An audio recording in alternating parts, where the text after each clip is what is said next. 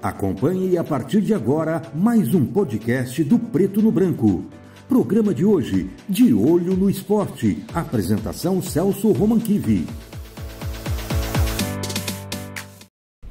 Olá, você que acompanha as redes sociais do Jornal Preto no Branco. Nós estamos chegando em nome do Grupo Pra Frente Brasil, rede de postos e transportadora, com mais uma edição do podcast De Olho no Esporte. E hoje, o primeiro assunto é voleibol de Cascavel e nós estamos aqui com o Dorival Cécio Júnior.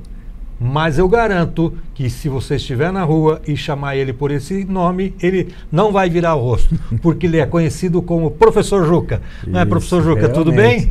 Tudo bem, tudo jóia para vocês. Quanto tempo de voleibol já em Cascavel, professor? Em Cascavel a gente já está há mais de 30 anos trabalhando com a base de Cascavel, né? Trabalhamos aí com vôlei desde da faixa etária de criança, da escola, até nossos adultos aí do município, né? 30 anos, muitos atletas já passaram pela sua mão. Tem bastante atleta aí correndo o mundo aí.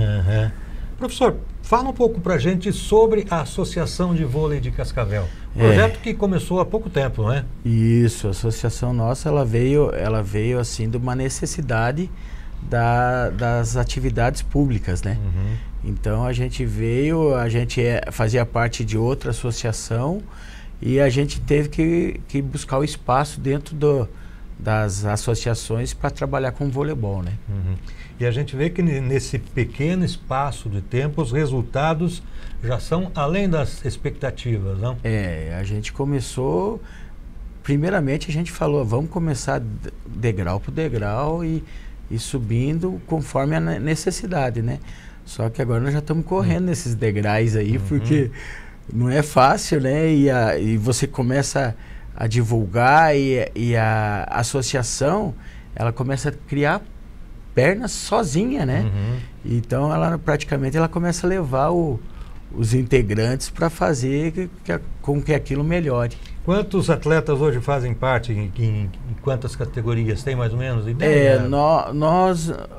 Esse ano, por exemplo, a gente está atingindo já crianças, né, de 11 anos até os nossos adultos, né? E uma dinâmica assim que a gente até está freando o movimento, porque a gente precisa muito de espaço, né? O vôlei, por mais que pode ser em qualquer lugar, mas para você ter um espaço com uma estrutura, isso, né? Fazer uma estrutura boa, tal. Hoje a gente já está necessitando mais locais para trabalho, né? E estão trabalhando hoje em quais locais, professor? A base nossa é o ginásio do município, né? Que é o Centro Esportivo Sérgio Mauro Festugato. Isto, é o Ciro Nardi que compõe todas as nossas equipes e treinam tudo lá, né? Competições também, quando tem alguma competição que vem equipes de outros municípios, as competições são realizadas lá no Sérgio Mauro? Sim. As nossas competições estaduais, elas já estão a âmbito maior, tanto que a gente não consegue fazer somente no ginásio, né? Então o município, através do Carlinhos e Júlio e tal, nos apoia muito com relação a ceder, a arranjar mais ginásio, né? O ginásio da Alice Martelli, os outros que possam montar arena de vôlei, né? A gente está trabalhando sempre nessa área. E a equipe? A equipe se prepara esse ano para que competições? Jogos da Juventude, representa o município, Jogos Abertos? Isso, a base nossa é as competições oficiais, né? Que são o adulto, Jogos Abertos e estaduais adulto. E os Jogos da Juventude, né? Que é o foco maior nosso. Como a gente trabalha muito com a base, então a gente dá muito ênfase no Juventude e os estaduais dessa idade, né? Dessa categoria. Isso.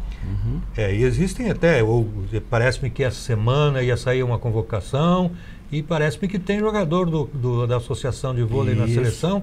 Quem que é, professor? Já tem saiu ontem, né, a convocação do José Lazarim, né, famoso Zé, né?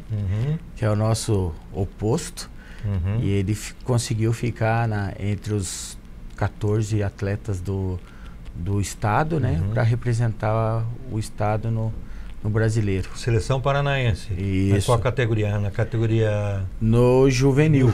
Juvenil, que é o foco realmente do projeto, né?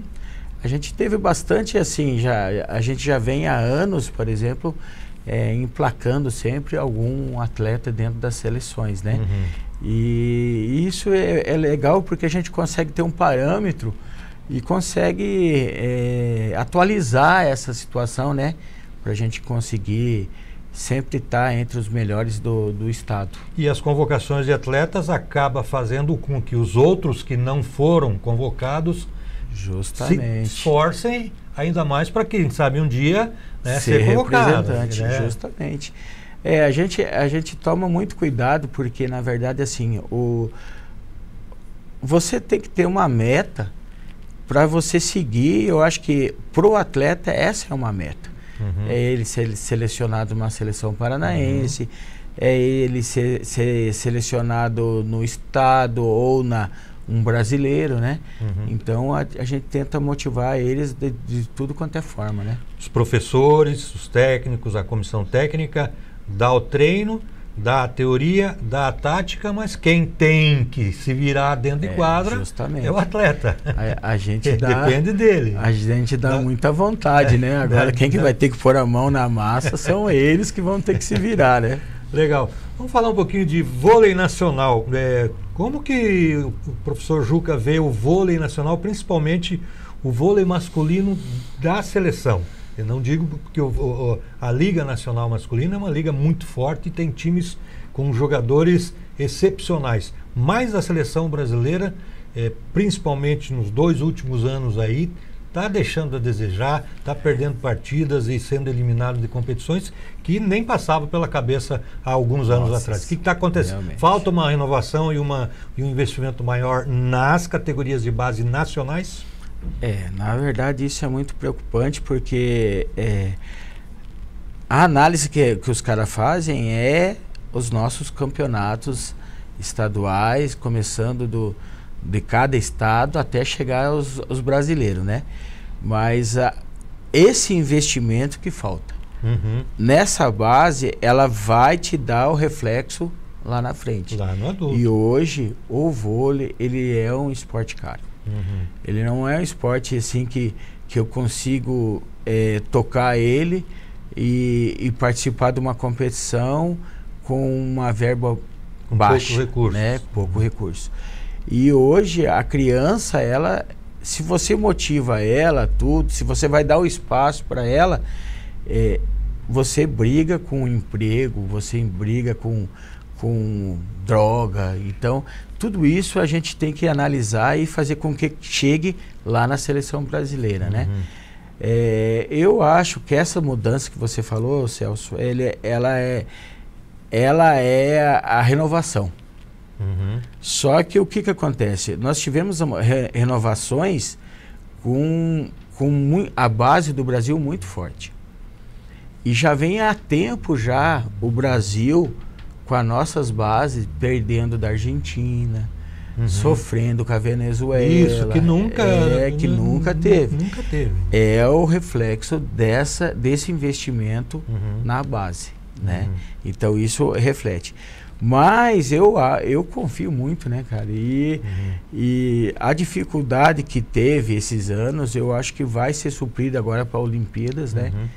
Com o Bernardinho, que eu acho que é um cara super competente e ele sabe lidar com essa pressão, né? Esse clima de Olimpíada e pré-Olimpíada, apesar de que já está classificado, né? Sim. Mas assim, porque a gente vê que o Brasil é um celeiro de atletas. A cada dia eu acompanho bastante a Liga Nacional, tanto masculina como feminina, e vejo que tem jovens ali de 18, 19, que é de Darlan, é um monstro de um jogador, e é um piá que tem 19, 20 anos, quer dizer, tem tudo pela frente, né? O senhor acha então que a seleção brasileira esse ano acerta?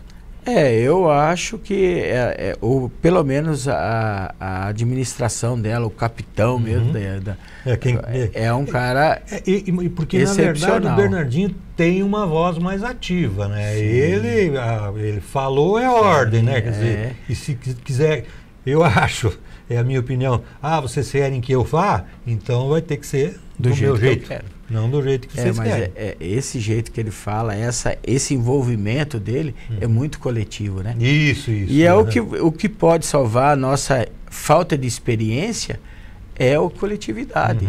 Se você tem uma equipe jovem que nem Darlan, que é um cara, por mais que forte e tal, ele é inexperiente perto de uns jogadores, né? Sim. Só que daí o que tem que fazer? O coletivo tem que ganhar. O coletivo tem que sobressair. Eu bato muito nessa tecla para os nossos atletas, que para você sair, para você sobressair alguma coisa, é com o teu colega junto. Não tem outra forma, né? Esporte coletivo tem que o nome já diz tudo, né? Tem que ser um coletivo. E com relação também às regras do vôlei, quer dizer, são mudanças aí que todo ano estão mudando. Isso é bom? E quando começa a se acostumar de uma maneira, vem outro tipo de regra. O jogador tem que se acostumar novamente, não é, professor? Como que é? Algumas mudanças da regra, ela é uma adaptação, porque o jogo ele chega num nível muito alto, onde o grupo tem que ser muito diferenciado para jogar. Então o que os caras fazem? Então eles tentam tirar a velocidade da bola, eles tentam colocar sempre uma situação onde vai fazer com que a bola fique mais dinâmica para espetáculo, né? Então tudo isso a gente tem que pensar, né? Porque se chega uma equipe num nível que ninguém consiga vencer, acaba perdendo a graça, né? Sim. É a mesma coisa que a Fórmula 1. A Fórmula 1 perdeu a graça porque só dá um, né? Só um ganha. Não tem a diferença, né? Não tem o Senna. Não tem o Senna lá pra gente. Verdade. Professor, mais alguma coisa queira falar sobre o nosso vôlei aí de Cascavel? Esse ano as competições pela frente? Nossas competições, o ano é puxado. A gente tem várias competições do adulto, várias competições do sub-19 nosso, que é o nosso forte, o sub-19, o sub-17. Tem data marcada já para alguma competição? Tem agora, bastante, né? Tem bastante agora, data. Qual que é a primeira, lembra? A primeira competição agora nós vamos ter uma competição de base, que é uma Copa Oeste agora em março. Depois, em abril, começam os estaduais, né? Tá. Daí a movimentação é maior. A movimentação grande. Beleza. Professor Juca, obrigado pela gentileza de ter vindo aqui nos atender, dar essa entrevista falando do nosso vôlei, de uma maneira geral, do vôlei da seleção brasileira. E é ótimo ver a sua opinião, a opinião de quem entende, de quem está acompanhando, como mesmo falou, há mais de 30 anos, né? Eu agradeço aí a sua presença, professor. Obrigado. Sempre que você chamar, a gente vai estar aqui para falar com você. Beleza. Nós vamos aí para um intervalinho e já a gente volta com mais podcast de Olho no Esporte.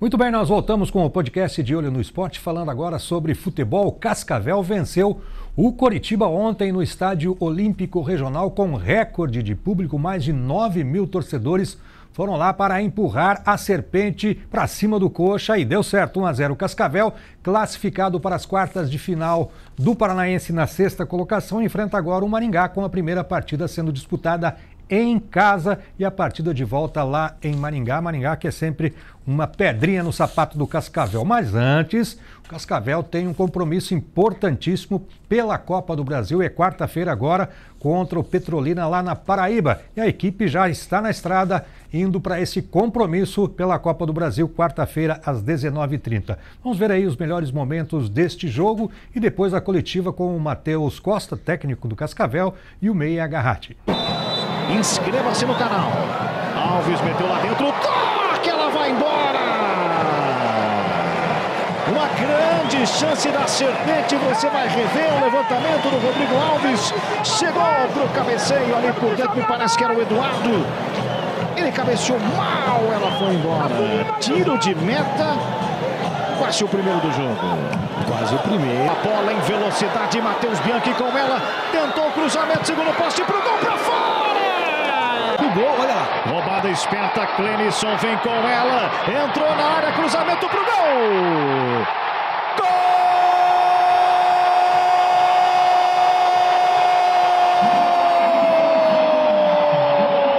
Manuel da Serpente do Cascavel.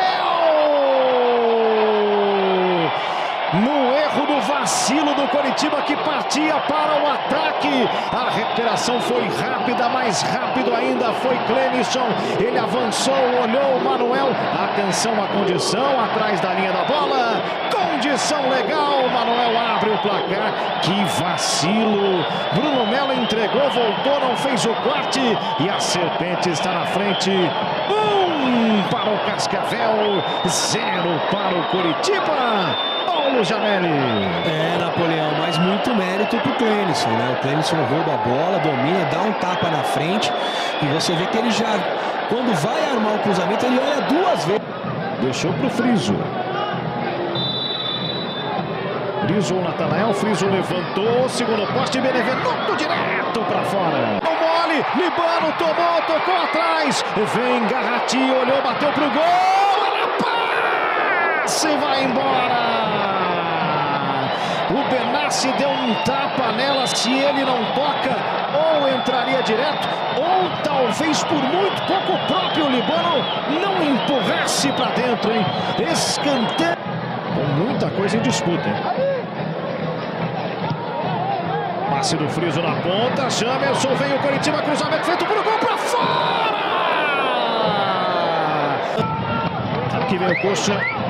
Rodrigo Gelado meteu o cruzamento, tentou a Zafia, sobra, Robson pra fora! O jogador é o culpado, né, Jair? Não, mas sempre tem, né, uma responsabilidade, alguém que tem que pagar o pato, né? Vem bem o Cascavel, cruzamento, toque pro gol, ela vai embora! Alisson Mira chegou de cabeça, cabeceou pra fora, numa grande jogada do Pedro Henrique. E o Mira é alto, tentou o segundo gol. E chegou com espaço, antecipou o Benevenuto ali, conseguiu dar a passada, chegou. É uma vitória importante porque a gente jogou contra uma grande equipe.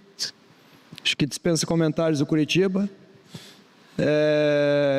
Isso nos traz confiança e uma autoestima boa para a gente ir para um grande jogo decisivo. Infelizmente, nós estamos em um momento que a gente nem pode saborear a grandeza dessa vitória. Nós temos uma grande decisão contra uma equipe que sempre vai impor sua dificuldade jogando na sua casa. Então a gente tem que estar muito bem preparado, principalmente mentalmente, porque praticamente nós não iremos mais treinar até o jogo. A gente tem amanhã por volta de 15 horas de viagem e na terça-feira por volta de 6 a 7 horas de viagem. Então é a gente descansar bastante os nossos atletas, eles se alimentarem bem, entenderem a grandeza e a dimensão do jogo de quarta-feira, o retorno que traz para o clube em todos os aspectos, para a gente entrar muito bem preparado para essa decisão e conquistar a nossa classificação. Olha, cara, eu acho que graças a Deus a gente tem calendário, então é muito importante também para a gente virar um pouco a chave. A gente vai pegar um adversário também que eu vi o jogo ontem no celular, é um adversário que vai ser muito difícil. A gente vai ter uma dificuldade de viagem, mas a gente não pode deixar isso aí atrapalhar a gente. A gente sabe que a gente vai ter que guerrear muito, guerrear demais, determinação, focado, para a gente conseguir a classificação, que é muito importante para o grupo. Carratti, falando então no Petrolina, né? Como você falou, acompanhou o jogo ontem, viu o quê? Qual o ponto positivo do Petrolina que você visualizou ontem na partida que você acompanhou? E o ponto negativo, onde o Cascavel, a Serpente, possa dar o bote e trazer. O professor falou agora há pouco, né, que mesmo jogando com o resultado positivo, que é o empate, é sempre meio perigoso, mas os pontos negativos e os positivos que você possa encontrar no time adversário para que o Cascavel possa retornar aí sim, então, com essa tão sonhada classificação à próxima fase. Primeiramente, o time do Petrolina, eu vi que eles guerreiam demais, eles são muito determinados. Então a gente não pode ser menos que isso, a gente tem que brigar de igual para igual. A gente não vai lá para o empate, a gente vai lá para ganhar o jogo. O empate, beleza, classifica, mas a gente tem que... o Coritiba aí, ó. Coritiba, Cruzeiro, os clubes muito grandes foram lá querendo jogar, querendo... vamos ficar pelo empate. Não, nós temos que ir lá e determinar e jogar. Campo ruim não interessa, nós temos que jogar, nós temos qualidade para jogar. E se a gente quer estar numa Série A, numa Série B, a gente tem que jogar com esse time aí. Não tem... Hoje, o Coritiba, no primeiro tempo, eles não chutaram uma bola em gol. No segundo também. Então, a gente jogou e na hora de souber sofrer, tem que saber sofrer também. Tem que marcar muito e foi o que aconteceu. Então, eu acho que no ponto, né, positivo, eu acho que a gente tem que ganhar na força, que eles são muito fortes.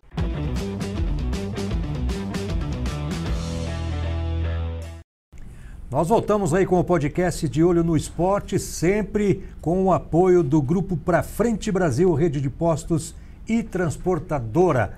E nós temos agora a nobre presença do meu querido amigo e técnico Marcos Galhardo, mais conhecido como Marquinhos. Tudo bem, Marquinhos? Quanto tempo de handball já? Já faz um certo tempo, hein, Celso? Acho que nós estamos batendo aí praticamente 29 anos. Mas a gente estava conversando aqui fora do ar e você falou que você, na realidade, você vem do futsal para o handball. Como que foi essa troca aí? O que aconteceu? Na verdade, eu sempre trabalhei e gostava de correr atrás da bola de futsal, né? Quando eu vim para Cascavel, iniciar o meu trabalho aqui, a professora Danusa trabalhava com handball na escola que eu fui trabalhar e eu comecei a acompanhá-la. Eu tocava o salão e acompanhava ela no handball. Então, iniciei praticamente em 1995. Você chegou a treinar equipes de Cascavel? Sim, sim. Na verdade, eu nunca quis ser técnico, né? Nós tínhamos a professora Danusa, eu trabalhava junto, depois o professor Neudi agregou com a gente, na época ainda do Clube Escolar Colégio Alfa. Aí quando ela parou, né? Aí eu disse para o Neudi, você continua sendo nosso técnico. Eu nunca quis ser técnico. Aí chegou um momento em que o Neudi não conseguia conciliar as duas equipes, né? Juvenil, cadete, e no caso 3 escolas, júnior e adulto. Então nós separamos, eu fiquei com as equipes de base até a juvenil, né? E auxiliava ele na equipe adulta. Lógico, você como profissional de educação física, professor,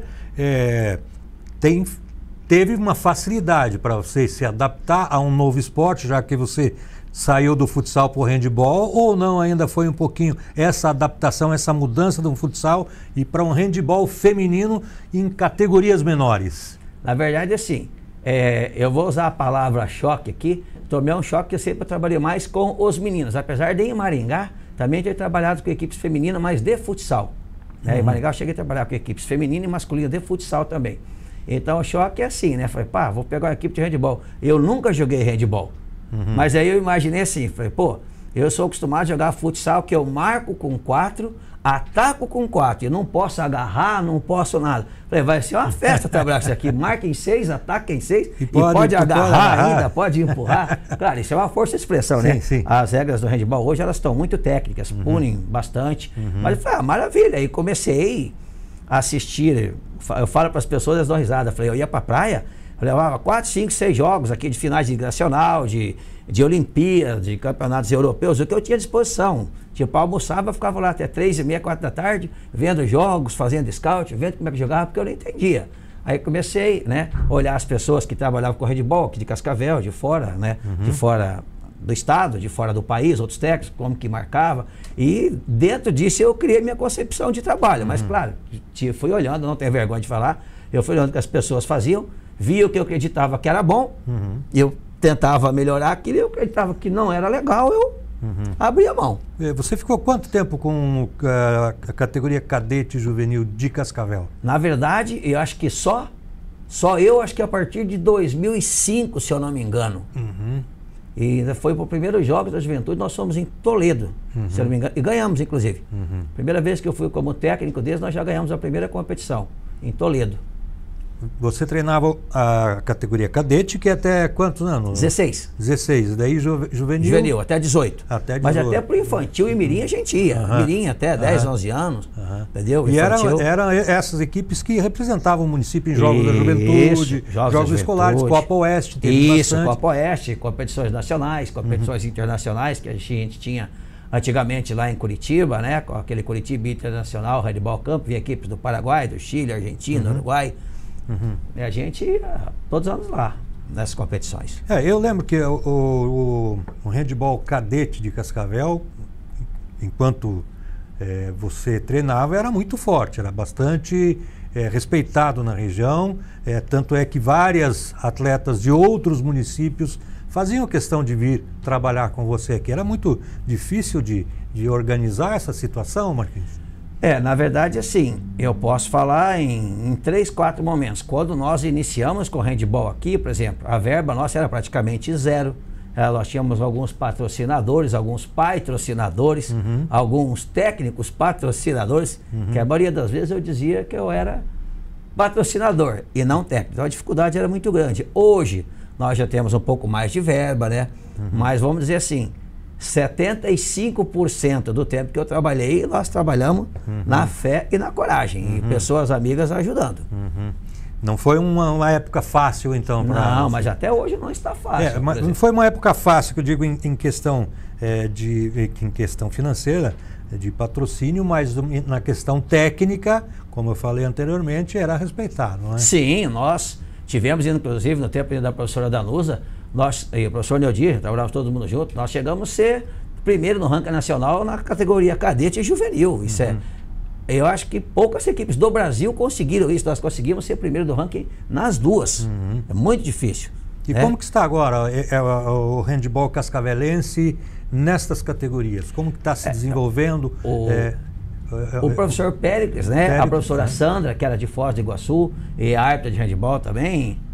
E eles estão trabalhando na base, né? Fomentam a base, temos escolinhas de base em algumas escolas, fomentado também pelo masculino, né? Que ajuda nisso aí, pela ACH, né? Associação Cascavelense de Handball. Do nosso amigo Cebola. Isso, Marcelão, vice-presidente da confederação aí. Né, pelo handball, né? Tanto masculino como parceirão, feminino e principalmente nas categorias de base, né? O Marcelo é um cara que pensa bastante nisso. Né? Então, ele entrou de cabeça, né?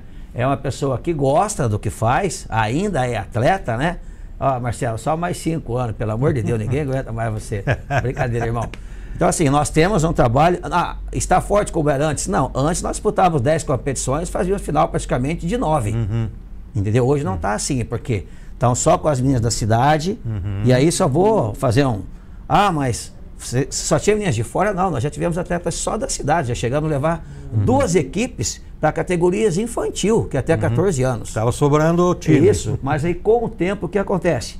A cidade vai crescendo, as meninas vão dispersando mais, e a gente treinava uma época aí de segunda a domingo.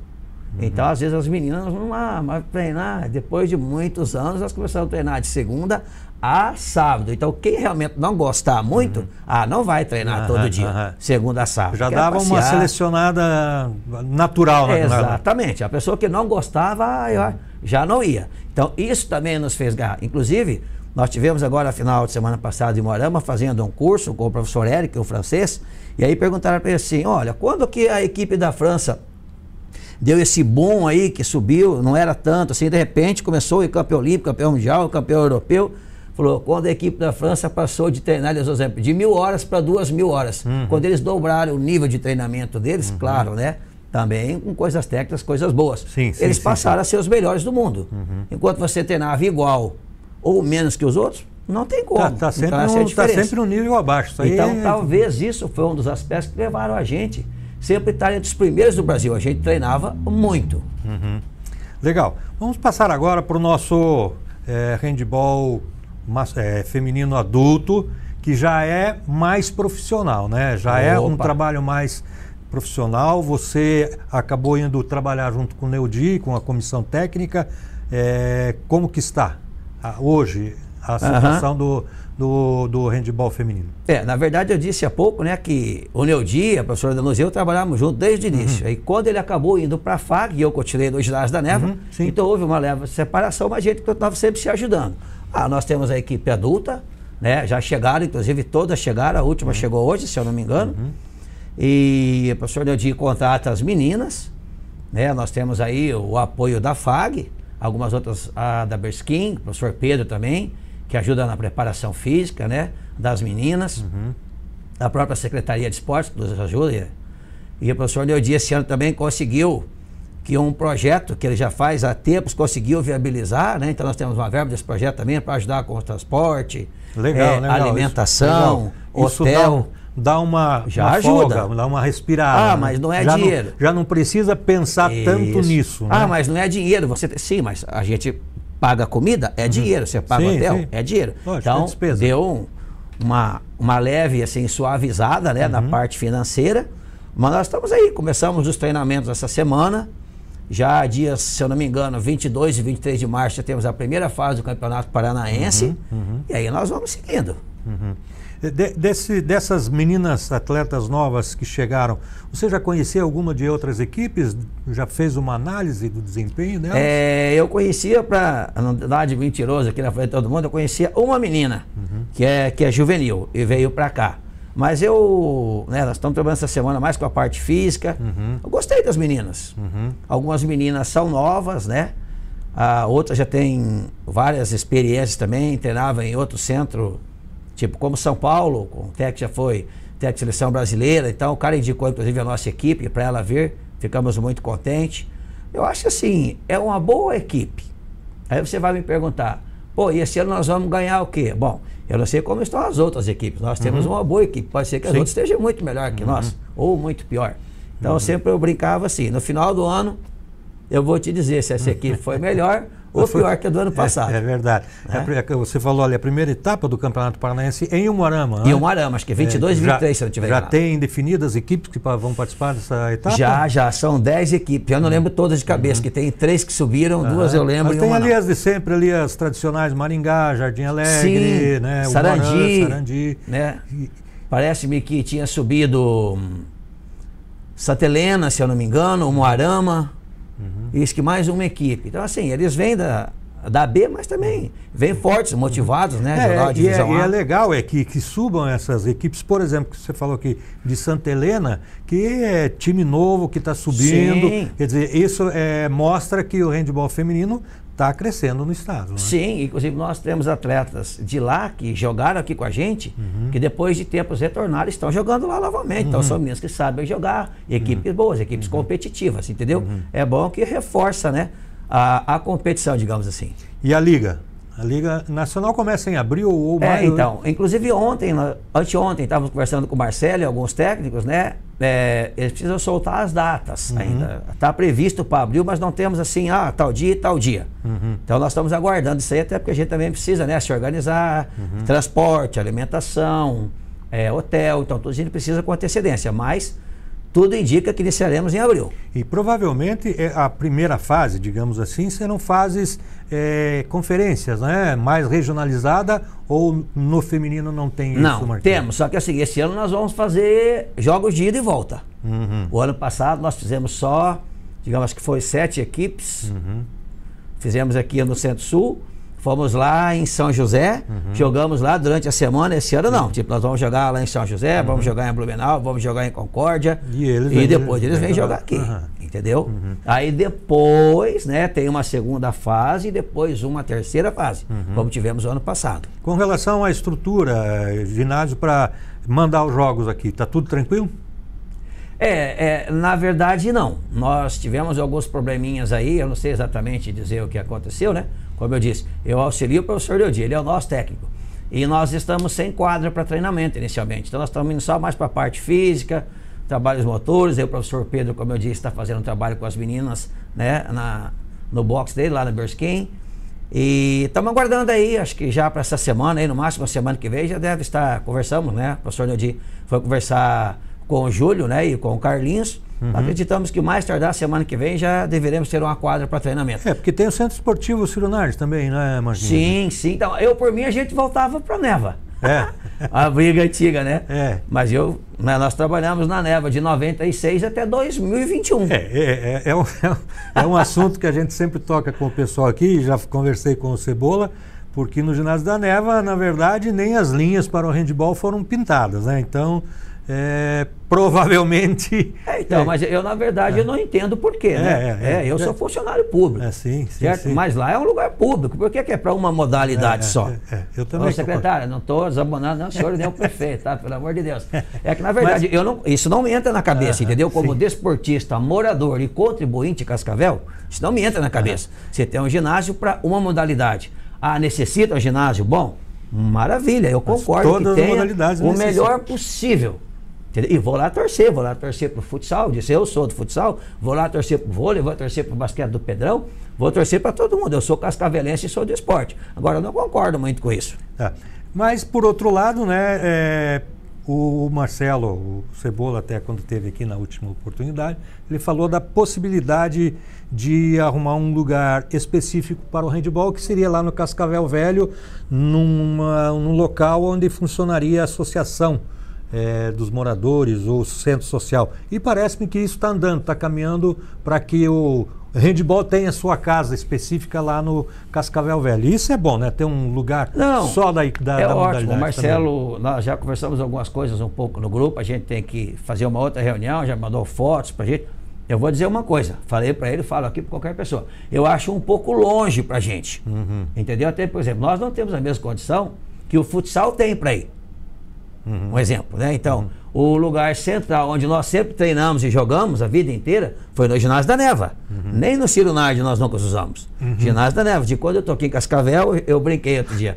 Nós jogamos quando era de assoalho, nós jogamos e treinávamos lá quando ficou só no piso, nós jogamos quando colocaram aquele piso lisonda, né? Então, tudo que passou lá, ninguém queria, porque era de piso. Nós continuávamos lá. Aí, de repente, nós não continuamos mais lá. Mas isso aí é um bom projeto. Uma vez chegamos até a comentar o São Cristóvão também, o Marcelo em conversa, né, com o Carlinhos. Fazer uma parceria, né? Mas aí também para nós, tipo assim, ficava um pouco longe, eu acho, no meu posicionamento para o feminino, né? Agora lá um pouco mais longe, mas nada impeça que seja a casa do handebol e sei lá, né, que a prefeitura depois talvez possa ajudar, caso isso aconteça, ajudando a levar as atletas para o treinamento, buscando, que uma vez o outro secretário me falou assim, olha, eu arrumo para você lá o São Cristóvão, porque outra modalidade, né, que era futsal, estava querendo, a gente leva e busca você todos os dias. Falei, por quanto tempo isso? Por uma semana? Por um mês? Aí você fala assim para mim, olha, eu não tenho mais transporte. Não tem mais transporte. E daí? Acaba ficando você vai virar transporte? Falei, não, estou bem ali, muito obrigado. Entendeu? Então a gente tem esse problema. Não é porque a gente não quer. Nós é um pouco mais difícil. Quanto mais você tem, mais facilita. Quanto menos você tem, maior a dificuldade. Então vamos torcer para que o handebol ache o seu local, né? E o local mais central possível para que possa dar a alegria que a gente quer aí, né? Assim, aqui do Paraná, nós somos uma das equipes mais vencedoras. Sim. Tanto na base quanto no adulto. No adulto, se eu não me engano, nós temos 13 ou 14 jogos abertos. E assim, paranaense também, jogos universitários, né? Acho que temos 9 ou 10 títulos, o professor Neudi tem com a equipe, eu falo para o professor Neudi porque ele é o técnico, né? Então assim, do Paraná, acho que nós somos a equipe que mais ganhou competições, a nível estadual e nacional. Legal. Marquinhos, a gente poderia ficar mais um tempo conversando aqui, mas eu sei que você tem compromisso e também o nosso tempo está meio curto hoje. Eu agradeço a gentileza de você ter aceito o nosso convite, de vir aqui falar um pouquinho sobre o handebol, falar um pouquinho sobre você, sobre essa tua carreira vitoriosa no handebol, e fica à vontade aí. Obrigado. Eu que agradeço, né, o espaço para a gente poder falar do esporte de Cascavel, da nossa equipe de handebol, né, dos nossos apoiadores. a própria secretaria, né, através não só do Júlio, do Carlinhos, do próprio prefeito, que tem dado uma boa logística para a gente. Tá faltando coisa para o handebol. Tá faltando, como falta para todas as modalidades. Mas aqui digo para todos, sem puxar saco de ninguém, que as pessoas sabem que eu não gosto muito disso. É o prefeito que mais tem ajudado o esporte. De quando eu estou aqui, cheguei aqui, comecei a trabalhar dia 1º de março de 1995 até agora, foi o prefeito que mais ajudou as equipes de handebol de Cascavel. Agradeço, né? E agradeço a você também, e o convite, e fico sempre à disposição. Beleza, Marquinhos, obrigado. A gente vai para o intervalo e já volta.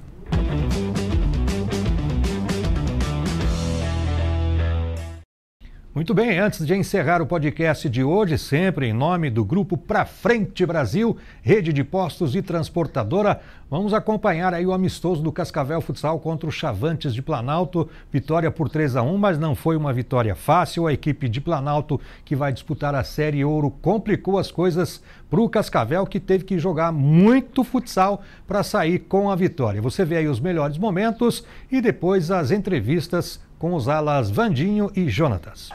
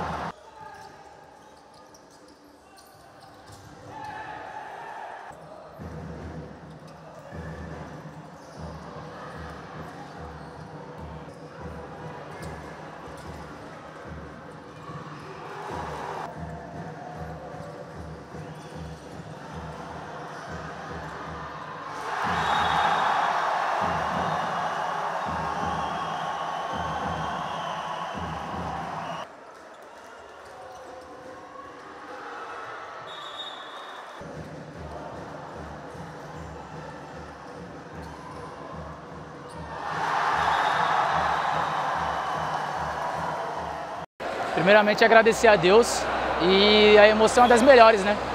Muito feliz de estar estreando aqui na Névoa com gol. Espero que a gente venha fazer um grande ano, conseguir grandes títulos e dar alegria para essa torcida que merece. Primeiramente agradecer a Deus também, cara, muito feliz de estar estreando aqui na Névoa, né, cara? Costumava jogar contra, né, cara? Sempre admirei a torcida da Máfia Tricolor e agora tá jogando a favor, né, cara? Acho que é muito gratificante. E espero que possamos fazer um grande ano e dar muita alegria para esse torcedor fanático.